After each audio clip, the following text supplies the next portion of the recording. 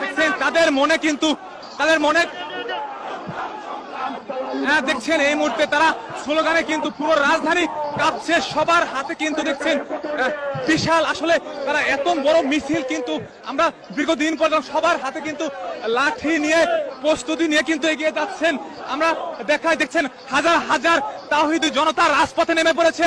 সরকার পতন, শেখ হাসিনার পতন তারা কিন্তু মাঠের থেকে নামবেন না এমনই কিন্তু জানিয়েছেন। এই মুহূর্তে শাহবাগ দখলে কিন্তু তিনি যাচ্ছেন। আমরা যদি দেখছেন এই যে কিন্তু পবিত্র হাইকোর্ট রয়েছে, সুপ্রিম কোর্ট রয়েছে, দেখছেন তারা কিন্তু তাদের মিছিল কি দাবি শেখ হাসিনার পদত্যাগ,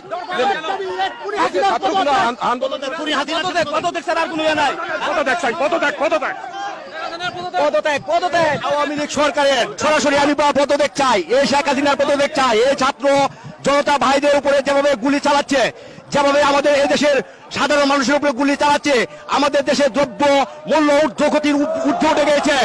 এর জন্য আমরা এই সরকারের পদত্যাগ চাই। অবিলম্বে তাড়াতাড়ি এই দেশের সরকার, এই আওয়ামী লীগ সরকার, খুনি হাসিনা সরকার, এই দেশের যত মন্ত্রী এমপি আছে তাদেরকে নিয়ে দেশ ছাড়ুক। না হয়তো এই দেশে পদত্যাগ করুন, না হয়তো এই দেশের জনগণ মেনে নেবে না। সারা বাংলার জনগণ গ্রামগঞ্জ থেকে সকলে এই দেশে উপস্থিত হবে। 9-3-6-9 শেখ হাসিনা যাবে কই, 3-6-9 ছাত্র ভাই বোনদের হবে জয়। এই বলে আমি আমার সংক্ষিপ্ত কথা শেষ করছি। আসসালামু আলাইকুম।